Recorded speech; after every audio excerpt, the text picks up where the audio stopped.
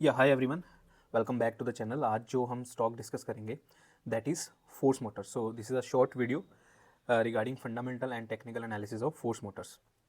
सो Force Motors का अभी जो चार्ट है basically it is trading at 17,500 के आसपास, राइट। तो अगर हम थोड़ा पीछे से देखेंगे तो स्टॉक जो फोर्स मोटर का है, तो ये जो यहाँ पे फेब लो था इसका, वहाँ से ये स्टॉक 250% अप है, यानी कि लगभग 2.5 गुना ज़्यादा इसका प्राइस हो चुका है, राइट। और अभी ये स्टॉक क्या कर रहा है, अभी यहाँ से it is into consolidation, right. यहाँ से स्टॉक कंसोलिडेट कर रहा है। तो इसका जो मैं एक्सपेक्ट कर रहा हूँ, आई am expecting a good return in this stock. First target is 25% and second is at least 25,000 तक ये स्टॉक बड़े आराम से जा सकता है, दैट इज़ 40% टारगेट। अब मैं ये क्यों कह रहा हूँ, लेट्स डिस्कस कि ऐसा क्या हुआ इस स्टॉक में कि ये स्टॉक यहाँ से 2.5 गुना हो गया और अभी भी आई एम एक्सपेक्टिंग कि यहाँ से 30-40% का मूव आ सकता है। So let's go to fundamentals of Force Motors.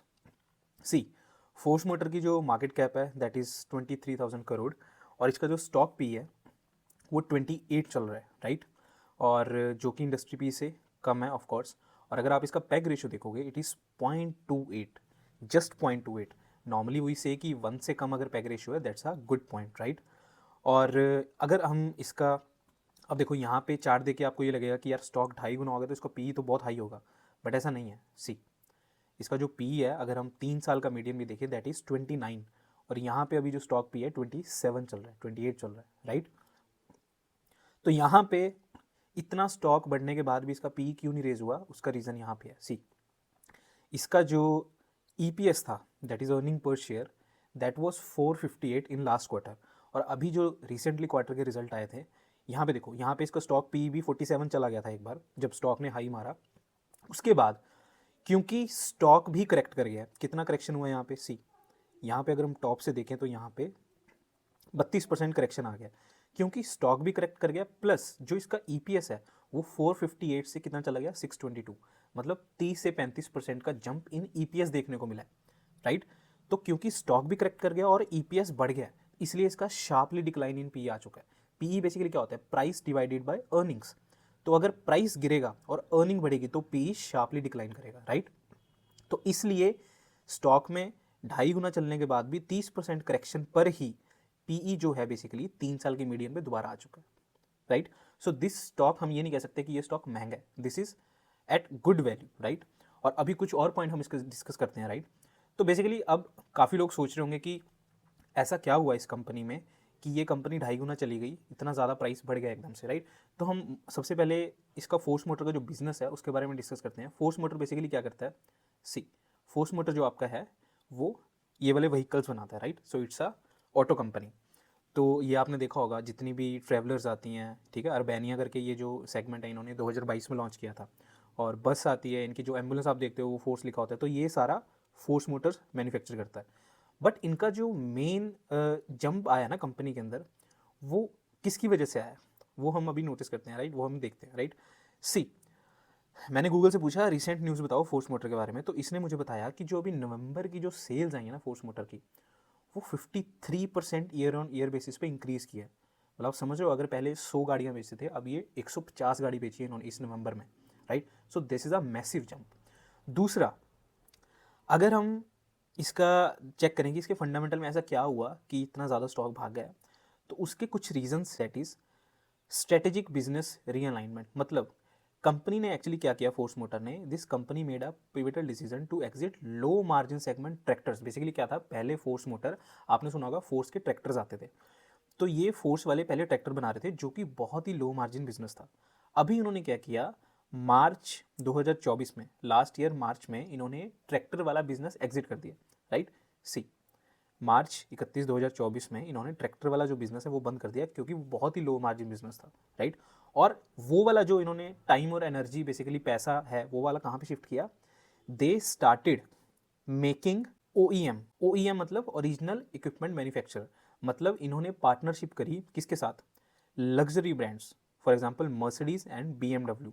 तो इन्होंने इन दोनों ब्रांड के साथ पार्टनरशिप करके इनके जो इंजन्स और एक्सल्स होते हैं इंजन के अंदर, उसको असेंबल करना शुरू किया और मैन्युफैक्चर करना शुरू किया। तो बेसिकली जो इंजन के पार्ट्स हैं या फिर पूरा इंजन कह सकते हो आप, और उसके जो एक्सल है, मर्सिडीज और BMW को फोर्स मोटर ने बनाकर देना स्टार्ट कर दिया, right. So this was a big change in business segment of the company आप कह सकते हैं, जिसकी वजह से इनका जो इतने तेज़ी से सेल्स हैं, प्रॉफिट हैं बढ़ा, वो हम आगे देखते हैं कितना ज़्यादा फर्क हुआ है, राइट। तो चलो हम एक बार फिर से फंडामेंटल्स पे आते हैं। सी हमने पी रेशियो देख लिया, इट इज़ एट मीडियम, तो कोई दिक्कत नहीं है। उसके बाद आप यहाँ पे देखो पीयर कंपैरिजन में अगर आप देखोगे तो सबका 30 से ज़्यादा पी चल रहा है, इसका 28 है, that's a good point, okay. अब देखो सेल्स में कितना फ़र्क आया। जो फोर्स मोटर आज से लगभग 2 साल पहले 1800 के आसपास, 1800 करोड़ के आसपास सेल कर रहा था, now it's sale is 2200-2300 crore, या फिर 21-2200 आप कह सकते हो एवरेज। तो आप देख रहे हो, अब इसको देख के ऐसे लगेगा कि यार सेल्स में तो हार्डली 15-20% की ग्रोथ आई है, तो इतना 2.5 गुना क्या है, ऐसे कैसे होगा प्राइस, राइट।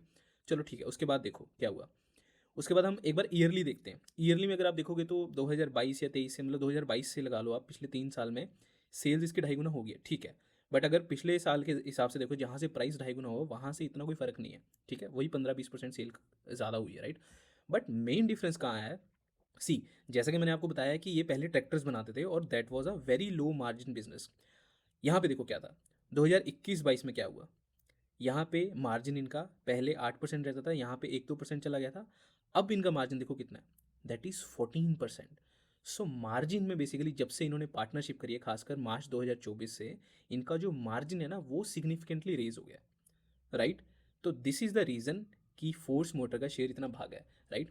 और अगर आप प्रॉफिट में जाके देखोगे, ऑपरेटिंग प्रॉफिट में, जो ये पहले 20-25 करोड़ या 200 करोड़ का प्रॉफिट करते थे, अभी 1200 करोड़, 1100 करोड़ का प्रॉफिट कर रहे हैं। सो प्रॉफिट में 5 गुना ज़्यादा जंप आ गया, राइट। उसके बाद जो अगर आप इनका और फंडामेंटल में थोड़ा और डीपली जाओगे, यहाँ पे ध्यान से देखो जो बैलेंस शीट है ना फोर्स मोटर की, यहाँ पे बोरिंग्स के अंदर जाके देखो, पहले फोर्स मोटर के पास जो मार्च 2022 है ना, उसके अंदर 1070 करोड़ का डेट हो गया था इकट्ठा, राइट। तो इतना डेट इनके पास था। अभी अगर आप देखोगे दिस डेट इज जीरो। इन्होंने क्या किया, इन्होंने सारा जो अपना कर्जा था वो भी उतार दिया, राइट। और अगर आप रिजर्व देखोगे कंपनी के, लगातार इंक्रीज हो रहे हैं। सो this is a very good point, right. और अगर आप यहाँ पे प्रॉफिट एंड लॉस में जाके देखोगे, जो इनका पास डेट था, अगर उसका आप इंटरेस्ट देखोगे तो 40 से 70 करोड़, 60 करोड़ तो इंटरेस्ट जा रहा था। मतलब अगर पहले ये 300 करोड़ कमा रहे थे, 70 करोड़ यहाँ पे देखो, 1/4 यहाँ पे इंटरेस्ट ही चला गया। यहाँ पे 50 करोड़ बनाया, 40 करोड़ तो इंटरेस्ट ही चला गया। सो this is the reason company was in loss. और अभी देखो नेट प्रॉफिट, लॉस से 800 करोड़ का प्रॉफिट पे आ गया कंपनी, राइट। और अगर यहाँ पे आप बॉक्स देखोगे तो पिछले 3 साल का सेल 36% ग्रोथ, प्रॉफिट ग्रोथ 100%, यहाँ पे दिख ही रहा है हमें, right. So this is the reason force motor का जो शेयर है वो इतना ज़्यादा भाग रहा है। और अभी भी आई एम एक्सपेक्टिंग कि it will give a good return. और अगर हम नीचे जाके देखेंगे शेयर होल्डिंग पैटर्न में, दिस इज़ रीज़न की जो FIIs हैं लगातार स्टेक बढ़ा रहे हैं, DIIs हैं लगातार स्टेक बढ़ा रहे हैं। पब्लिक क्या कर रही है, पब्लिक के पास पेशेंस कम है, पब्लिक बेच के जा रही है, राइट। सो यहाँ पे अगर हम फंडामेंटल्स देखें, बहुत अच्छे लग रहे हैं, कोई दिक्कत नहीं है।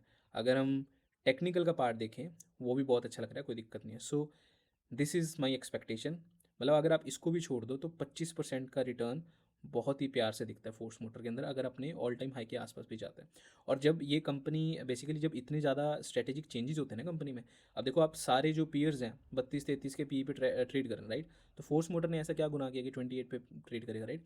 और दूसरी बात, चलो इसको छोड़ दो पीयर कंपैरिजन को, main thing is what I am looking for is कि जब कंपनी में इतना ज़्यादा चेंज आता है ना, आप देखो 3 साल का अगर हम उठा के देखेंगे, तो यहाँ पे 3 साल पहले भी इसको जो एवरेज पी बेसिकली क्या होता है, पर्सपेक्टिव होता है, परसेप्शन होता है। तो लोग इसको 30 और 25 के आसपास पी दे रहे थे। और अभी कंपनी का इतना ज़्यादा EPS बढ़ गया है, इतना स्ट्रैटेजिक शिफ्ट आ गया है, राइट। इतना ज़्यादा मार्जिन बढ़ गया है, ऑलमोस्ट डबल ट्रिपल मार्जिन हो गया है। तो तब भी लोग इसको, मतलब आप मान के चल रहे हो कि 25 का पी दोगा, the answer is not. So I am expecting कि इसके अंदर जो PE री रेटिंग है बेसिकली, वो भी हो सकता है। मतलब हो सकता है कि स्टॉक एवरेज 35 के PE के आसपास ट्रेड करना शुरू हो जाए। तो ये जो कॉम्बिनेशन है, this is a deadly combination. कौन सा, जब PE भी बढ़े और प्राइस भी बढ़े, बेसिकली स्टॉक है जो वो फायर कर जाता है, वहाँ से फट जाता है stock, right. So this is the reason I am expecting a good move in Force motor.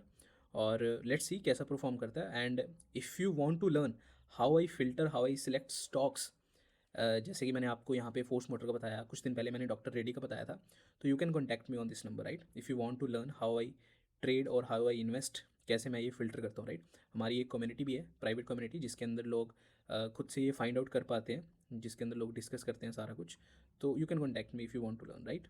So thank you.